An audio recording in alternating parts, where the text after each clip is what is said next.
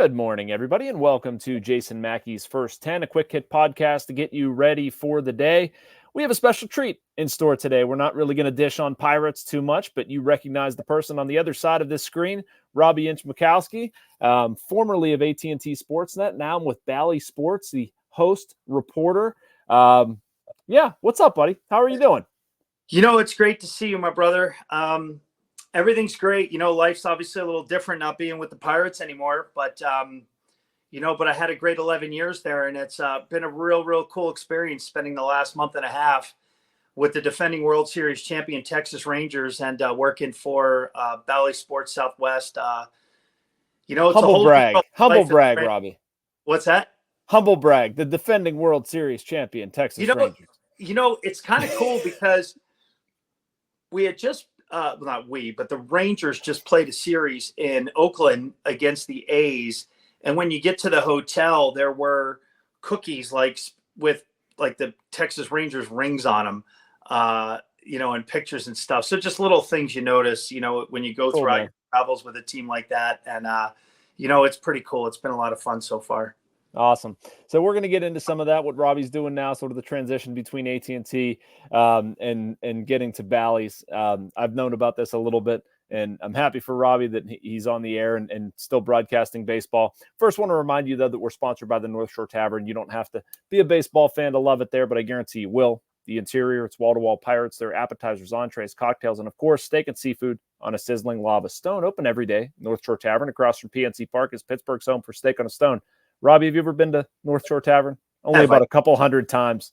Let's see. You got Mike and Tiffany who run the place. You got the other Tiffany. There's Trish. I'm drawing a blank on all the other wonderful folks that work there. And I love that place. Actually, I took one of my best friends in there, Paul Hogan, and his wife, Marcy. I took him in for a steak because she had never had steak on the stone. And Paul swears that the best steak in the city of Pittsburgh is at the NorthShore Tavern. He eats a lot of steak, so he would know. So I love NorthShore Tavern. Good. I recommend everybody goes there. All right. So you're working for Bally Sports. You're doing Texas Rangers games. I am. Take me a little bit about how that happened. How many are you doing? What's it like doing that versus doing Pirate stuff? Yeah. I don't think we have enough time to get into all the differences between just when you start with the TV station, Bally Sports Southwest is really cool. First thing first, I haven't moved. I really don't want to move from the city of Pittsburgh because I really love it there. So the commute's a little bit of a pain in the rear end because all the home games are road games because I'm living at the hotel when we're in Arlington for Ranger home games. And then I'm on the road, obviously, with the team, just like I was with the Pirates. So that was a lot of fun. You start, and obviously none of this is a knock on anybody, but when you get a chance to work with a manager that's won 4 World Series and Bruce Bochy, that is really a cool experience. Derek Shelton was nothing short of fantastic. I was fortunate enough to have a great relationship with Shelty, and he treated me extremely well, as did the Pirates. But, it's just a little bit different when you see day in and day out losses, I feel like, hit a little bit harder in Texas because the expectations are so high just because they're coming off a World Series championship. They won an incredible 11-0 postseason run on the road. The only games they lost in the postseason were home games. So that was kind of cool. And you get a chance to, interact with some, like superstars. They got Corey Seager. They got Marcus Semien, Max Scherzer, Jacob deGrom. I mean, they got a rotation on the injured list that would honestly be the top 5 of a starting 5 rotation for 28 of the 30 teams in baseball. I mean, they're so stacked with talent, but they're ravaged by injuries right now, which is why they're kind of up and down, a couple games above 500 at the time of this recording. So, it's been different, in the way that the stations operate is quite different as well. I've expanded to about half my role is hosting the pre and post game show, which my very close friend and one of my best friends on planet Earth, Rob King, and Dan Potash as well. What they do, I know them. The Pirates. I've picked up some of those duties as well as my old job, just roaming the field and bothering people like Pirates fans have been accustomed to for the last 11 seasons. So how many parents have you tracked down in the stands, Robby? Have you handed any balls to any little kids? Anybody making their major league debut? You found their aunt and accosted her? We've had a few, but we don't get into too deep into the family stories like we did in Pittsburgh. With the Pirates, you do a ton of that. We do a bunch of that there. We just don't do that as much in Texas. We do talk about it. They've got Jack Leiter, the Rangers do. Obviously, Al Leiter's dad had a decade plus career in the big leagues as a premier starting pitcher back in the 80s and 90s. So we shoot Al every now and then when he's at his son's games and that kind of a thing. But no, we don't bother him, as much as we used to. But I know, I know all my friends on the Twitter sphere, like all the North Shore Nine, those people that love to bury me and destroy me. They've got another target. I'm sure they're going to go quite a bit easier on Hannah than they did with me. But I do miss it. I miss it. I actually saw a picture that somebody did the other day. I think it was before Skeens. Maybe it might have been before Skeens' debut. And they took a picture. Is that the Livy Dunn meme? No, it wasn't the Livy Dunn meme. It was somebody else. There was a picture of me talking to somebody's parents in the stands. I can't remember who it was. And they were poking fun at me. But I love it all, man. None of it bothers me. I love it. As long as they're bringing up my name as long as I didn't do anything unethical, immoral, illegal. Well, okay. This is something you and I talk about privately a lot. And people can say, and I love your lens on this. Like, people can say whatever they want about that. It doesn't bother you. You say, I have squeaky clean reputation. If that's the worst you got on me, that I talk to somebody's parents, great. I'm proud of that. If the thing that annoys you the most about me is you don't like the questions I ask their parents, I'm living really, really well in life. Believe me, life is going well. That's the biggest thing you're bitching about with me. Have at it. Knock yourself out. Awesome, man. I saw some meme where it's like, that face whenever Robby comes to interview you after your boy, that was the Livy Dunn thing. But what's funny about that though?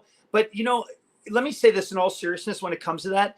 Like, you're a parent, Jason. You have 2 sons, right? Like, when you see your sons, whatever your kids aspire to do, okay, whether it's something that's in the public eye, like becoming a baseball, professional athlete, right? Any of the 4 major sports.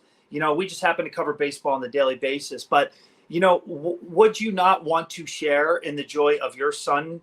1,000%. Or if it's your daughter trying to make it to the 1,000%. WNBA or playing, perform in the Olympics or perform on stage at a theater or whatever it may be. This is the greatest moment of these people's lives. And when you talk to a mom and a dad, they think about their kid when they were 2, 3, 4, 5 years old, having catches with them in the backyard. And we get a chance to celebrate them. And you know what? Quite honestly, that was the best part of the job, Jay. And I really mean that was the best part of the job. You had a couple good parts too. I think, in anybody who does that job, and it's the same on my side of things, or Noah Hiles or Andrew Destin or whatever. The Pirates clubhouse, this is going to transition us to our next topic, but is a bunch of legitimately good dudes and has been a bunch of legitimately good dudes for years. And I wanted to use this time, like, who were some of your favorites? Who were some of the closest ones you dealt with over the years? That maybe you knew better than others. A couple stand out. Probably there are so many guys that you get to have relationships with. I know, but I'm literally asking you to pick favorites right now. You have probably Joe Musgrove. Yeah. Musgrove. I was able to get a good, was able to have a great relationship with him. His mom, his dad, his sisters, his brother, Aaron, his friends, his best friend, Dave McKay. I don't know. Sometimes you just hit it off organically, and you're able to organically form a relationship with people. Another guys, we're from the same neck of the woods back home in the Philadelphia area. Phil Gosselin, he was an up and down guy, played for a bunch of teams. Was like a 26th, 27th guy for a while, but, carved out a nice career for himself. I still stay in touch with him all the time. I just saw Trevor Williams. He pitched against the Rangers a couple weeks ago. This past weekend, I saw Jacob Stallings and Elias Diaz. How about that for 2 catchers? I went same team. Yeah, same team. And I saw Jacob's wife, Amy Beth, and their 3 boys. Got a chance to see them at Coors Field, which was really cool. But I'd probably say if I had to really name Musgrove, I had a great relationship with Gerrit Cole over the years. I still talk to him pretty frequently. The Bednar, obviously, Bednars are a great family. Always had a great relationship with Neil Walker, and I was able to work with him for a couple of years. Matt Capps and I worked together with the Twins when I was a reporter with the Twins in 2010 when he got traded there. So, some guys that still work in broadcasting, and some guys, as far as guys that still play, I still talk to Musgrove. I'll see him when the Padres come to Texas in early July. But if you had to ask, if I probably to nail down my favorite guy, probably Musgrove. Okay. You still follow the Pirates at all? Yeah. Any awareness of like Skeens, Jared Jones? You keep an eye on it? I know you're busy with your own stuff. Jared Jones is striking out a million hitters, and Skeens is going to strike out a million hitters. I root for that team. I think, people ask all the time, the Pirates were fantastic. They were great to me. They were wonderful with me, even in parting ways when I was not coming back. The Pirates were nothing short of spectacular, from Bob Nutting all the way down. Just the way they treat their people. And I know they, give fans fits, and I know they're, giving them a lot of fits right now. But that's almost, like to be because people care, man. Because they care. And they care. But the fans, it's hard to explain how great a town Pittsburgh is for baseball. And I really root for that team to do well because I know what it would mean to the city. So to answer your question, yes, I do follow. Now, I look at the box score. I can't really watch a lot of games because I'm, doing a lot of Ranger games right now. That'll slow down in the second half of the season. So I'll be able to watch a little bit more. But yeah, no, I follow the box score every single day. Awesome, man. All right, I got two things left for you. One, you have a good story that's never made it out publicly. Something that it's gotta be PC. So let's hear it. Go ahead. What? No, what story? No, I'm asking you to tell me a good story. Tell me something behind the scenes, something that nobody's ever heard before. Something that I know, like foibles, funny parts of the job, something that happened that people on the other side might not be aware of. Oh man. I mean, there are numerous times where, like, if you're interviewing a family member and, they gotta, how do I look? And, there's basic stuff like that happens all the time. And ever have an epic fail? Oh yeah. Actually, if you remember the one, and it was, I want to say it was 2013, and it was the father's trip. We were at Wrigley Field and I was interviewing Clint Hurdle's father. And it was when the guy, this overzealous security guy, who was being a complete total jackass, where I had talked to the fans that we were standing in front of. I said, hey, we're going to do a couple questions, but we're still going to be in commercial when we start, but it's going to bleed into the action, but only for about 30 seconds or a minute. It's not going to be long at all. And I'm always respectful toward everybody standing around. I let them know who I am and what I'm doing and why I'm there. And this guy got overzealous, and we ended up going all over the interwebs. That was one of the crazy ones. And then I had said to him that we were going to be there, and he still acted like that. So we go into it's actually a great story. I can tell the story now. So when that happened, see, we go down. There's 100 of these we can tell, like, after the fact.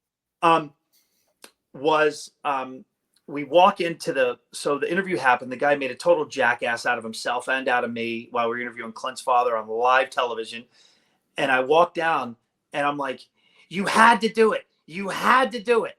I told you what I was doing, why I was there, how long I'd be there. And I mentioned it to the fans behind him that I was there. And I'm like, you had to do it. And he stood there and he ended up getting reprimanded for it. I'm like, I don't want the guy to get fired, right? I don't want the guy to lose his job. But like, he knew Calm down, bud. Knew what we were doing. Like, we've done this hundreds of times. Just stop. So that's one. And then last year, I interviewed Chuck D from Public Enemy, who's a huge baseball fan. He's wore the Pirates hat. He wore the Pirates hat at the Grammys a couple of years ago. And made it famous, for all the years when him and Flavor Flav were in Chuck forming Public Enemy. And they say never meet your heroes. And not that Chuck D was my hero, but I'm a huge fan of his. And I love, his music just growing up through the years. So anyway, sorry about my cell phone buzzing there. Okay. But he could not have been more friendly, nicer, nicer than anybody. And we had a lady who worked in our engineering, and she, Diane Caputo, she was a big fan of his. She wanted to get a baseball or take a photo with Chuck. Chuck walks out as he's, going through the clubhouse, meeting with Shelty, the players, everybody.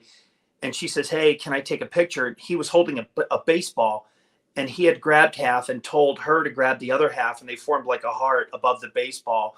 And he could not have been more nicer, more accommodating, and more friendly than he was. It was such a cool experience interviewing him. Awesome, dude. Last thing I got for you. We've talked about this, at least amongst the media, what's his face? Martin Perez is taken to like dumping Gatorade on a player and Hannah. You've been in those scenes. How do you not get splattered? Like what's the like tricks of the trade inside not getting crushed in that situation? First of all, you got to see how the game plays out and see if it's going to happen. First of all. Right. I know, but like it's played out. You're interviewing the player. Like how do you not get doused? So I'll give you a little secret. I know. That's what I want. We have a lot of cameras in the ballpark for television. and they're not exactly moving at warp speed. So the producer will get in your ear and say, just so you know, they're on their way, watch out. And then I kind of look out of the corner of my eye as they're answering a question. I kind of look for it out of the corner of my eye. But over the years, it hasn't been as hard. But one time there was shaving cream. A guy got hit in the face, and I wore half of it. And I had to get my suit to the dry cleaners the next morning. But yeah, sometimes you run for your life and you hope they don't get you. And then one time AJ Burnett got me with it. I was interviewing Pedro Alvarez after a walk-off win, and instead of hitting Pedro, he hit me, and it's on a baseball card. I got to get that card. I'll have you sign it. Oh, it was actually Pedro. He got Pedro, but on another one, he got me. But one of the pie shots is AJ Burnett hitting Pedro with a pie, and I'm doing the interview backing out of the way. So it's kind of funny. Nice little memory. Another memory from my time with the Pirates. Good stuff, brother. I kept you longer than I wanted to. Thank you so much, Robby. I'm glad to see that you're doing well. I pulled up Twitter the other day. I was searching for something, and I texted you this. And here's Robby interviewing Bruce Bochy. It's like the trending part on the Twitter search. Isn't that incredible? One Hall of Famer to another. Oh yeah, clearly, because our resumes we're really close to one another in career accomplishments. Yep. Between us, we have 4 World Series titles. Right? Yeah, they all belong to him. You've watched them on TV though, so it counts. Oh, it's all right. Anyway, stay well, Robby. Thank you so much. You are the best, man. Hey, I hope all the Pirates fans see this. I love all you guys. Thank you for all the times you came up to me and talked to me, and the amount of messages that I've gotten Facebook and just passed on through people. And I'm thankful, and I love all you Pirate fans, man. I really mean that. I had the time of my life working and dealing with all of you. All right. There you have it. That does it for us here today. I'll be back here same time, same place tomorrow. Make sure you like and subscribe. You can get this and all your other Post-Gazette content right here on the North Shore Drive.